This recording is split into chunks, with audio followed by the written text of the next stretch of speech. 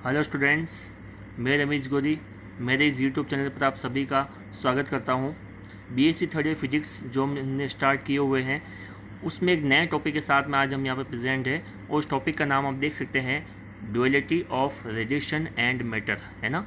विकिरण एवं पदार्थ की दोहरी अवस्था, द्वैत प्रकृति। और ये यही इसका दूसरा अपन देख सकते हैं, इस टॉपिक का नाम है वो है de Broglie hypothesis, de Broglie का कंसेप्ट।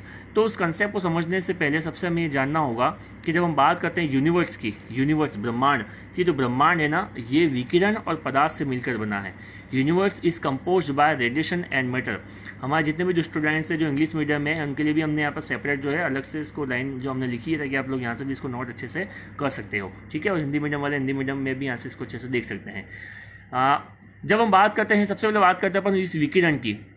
तो इस विकिरण की जब हम बात करते हैं तो हम बात करते हैं, हमारे दिमाग में आता है वो है विद्युत चुंबकीय तरंग, है ना, इलेक्ट्रोमैग्नेटिक वेव्स। तो ये इलेक्ट्रोमैग्नेटिक वेव्स की जब हम स्टडी करते हैं, जब इसको हम समझते हैं, तो ये जितना मतलब इसकी स्टडी जितनी हम करते हैं उतने ही ज़्यादा हम जो है ना उलझते भी है इसी स्टडी के अंदर। कारण क्या है कि इसमें कई ऐसी घटनाएं जो होती है वो हमें अलग कंसेप्ट की ओर ले जाती है ना। और उसी प्रकार जब हम देखते हैं इसमें, तो इसी विकिरण को जब हम ध्यान से देखते हैं तो इसकी विकिरण की कुछ घटनाएं जब हम देखते हैं, इंटरफेरेंस, डिफ्रैक्शन, पोलराइजेशन, है ना, व्यतिकरण, विवर्तन, ध्रुवण, तो ये जितनी भी जो घटनाएं होती है ये प्रकाश की तरंग प्रगति, वेव नेचर के ऊपर आधारित है ना। ये वेव नेचर को दिखाती है घटनाएं, ठीक है। उसी प्रकार जब हम बात करते हैं कुछ और स्पेशल घटनाओं की, जस्ट एग्जाम्पल, जैसे कि यहाँ पर हम देख रहे हैं, यहाँ पर प्रकाश प्रभाव, है ना, फोटो इलेक्ट्रिक इफेक्ट है, कॉम्पटन इफेक्ट है ना। ये जो घटनाएं जो होती है, ये घटनाएं बेसिकली जो है रेडिएशन और जो है मैटर, है ना, विकिरण और पदार्थ की अंतर क्रिया से देखी जा सकती है। और ये जो घटनाएं जो होती है ये प्रकाश की क्वांटम या फोटोन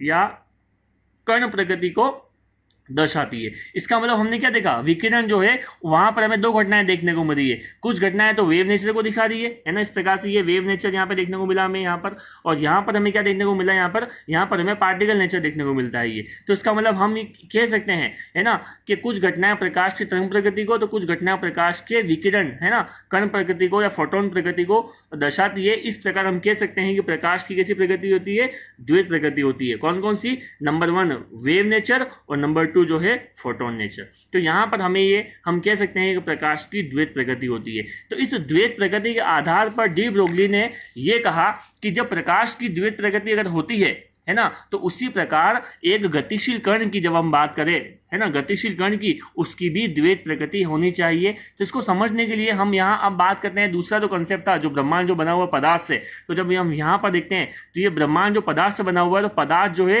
वो छोटे छोटे कणों से मिलकर बना है। और ये कण जो होते हैं वो ठोस अवस्था में, द्रव अवस्था में या गैस, है ना, पदार्थ की जो 3 अवस्थाएं जो होती है इनमें कहीं ना कहीं ये मौजूद है, ये छोटे छोटे कण। तो ये जो छोटे छोटे कण है ना, तो ये जब कण गतिशील है तो गतिशील कण की भी द्वैत प्रकृति होती है ना। मूविंग पार्टिकल बिहेव लाइक अ ड्यूअल नेचर। और द्वैत प्रकृति कौन कौन सी होती है, पहली जो होती है वेव नेचर और दूसरा जो है पार्टिकल नेचर।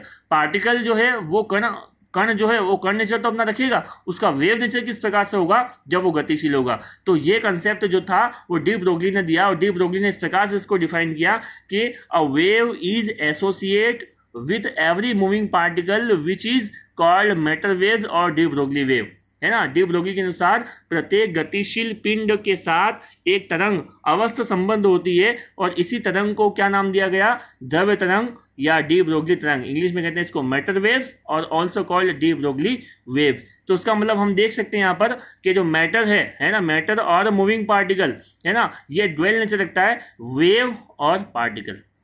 अब हम जानते हैं कि जब वेव की बात करते हैं तो वेव की कैरेक्टरिस्टिक क्या होती है, वेव की कैरेक्टरिस्टिक होती है इसकी वेवलेंथ। तो वेवलेंथ जो होती है उसको लैम्डा से डिनोट करेंगे अपन। और जब हम पार्टिकल की बात करते हैं तो पार्टिकल का अपना मास होता है, पार्टिकल जब मूव कर रहा होगा तो उसकी वेलोसिटी होगी, और जब वेलोसिटी भी होगी, मास भी होगा, तो उसके साथ में क्या बन जाएगा, मोमेंटम आ जाएगा ये। तो इसका मतलब कण के पास में क्या होता है, संवेग होता है, और तरंग के पास में क्या होती है, इसकी तरंग दैर्ध्य होती है। तो इसका मतलब ये लैम्डा और ये पी आपस में कहीं ना कहीं क्या जुड़े हुए हैं, तभी तो इसका नेचर कैसा बना हुआ है, ड्यूअल नेचर बना हुआ है। किस प्रकार से बना हुआ है ये, ड्यूअल नेचर। अब ये किस प्रकार से बना हुआ है इसको समझने के लिए हम बात करते हैं आगे की। तो देखिए इसमें नेक्स्ट जब हम देखते हैं इसमें इस प्रकार से,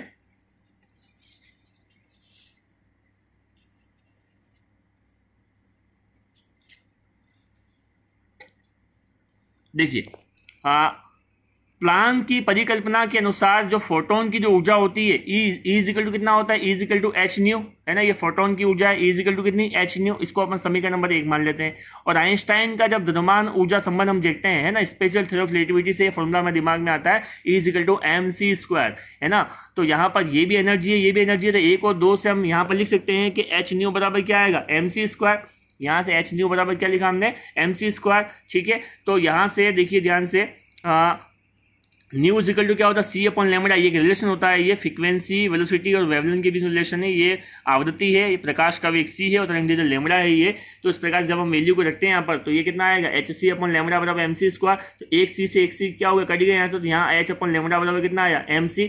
तो यहाँ mc बराबर एच अपॉन लैम्बडा, और ये mc क्या है यहाँ पर, फोटोन का संवेग, मोमेंटम, ये फोटोन का द्रव्यमान और ये इसका वेग। तो p इज इक्वल टू कितना आया, m इंटू सी। तो इस प्रकार हम देख सकते हैं यहाँ पर हमारे सामने फॉर्मूला क्या रहता है, p इज इक्वल टू कितना आया, ये h अपॉन लैम्बडा, और ये p upon h upon lambda है, तो इसको लैम्बडा इज इक्वल टू क्या है, h अपॉन p। तो we can write lambda proportional to 1 upon p। तो इसका मतलब लैम्बडा जो है वो p के क्या है यहाँ पर, इनवर्सली प्रोपोर्शनल है। तो यहाँ देखिए आप इस प्रकार से, जब lambda proportional to 1 upon p आया है, तो lambda is equal to h upon p. तो ये लैम्बडा क्या दिखाएगा, वेव नेचर को, और ये तो पी मोमेंटम किसको दिखाएगा, फोटोन नेचर को। तो यही क्या, this is de Broglie relation. लेकिन ये डी ब्रोगली रिलेशन हमने किसके लिए निकाला है, तो ये हमने निकाला लाइट के लिए, है ना, रेडिएशन के लिए, फोटोन के लिए। उसी प्रकार जब हम मूविंग पार्टिकल की बात करेंगे, तो यहाँ पर p is equal to m c ना होकर क्या आएगा, p is equal to m v, है ना। इसका मोमेंटम अब यहाँ पर p इक्वल टू क्या बनेगा, m into v, because v is velocity, है ना। v क्या होगी यहाँ पर, वेलोसिटी होगी। तो इस प्रकार लैम्बडा इज इक्वल टू कितना आएगा, h अपॉन p। तो ये मूविंग पार्टिकल के लिए ये,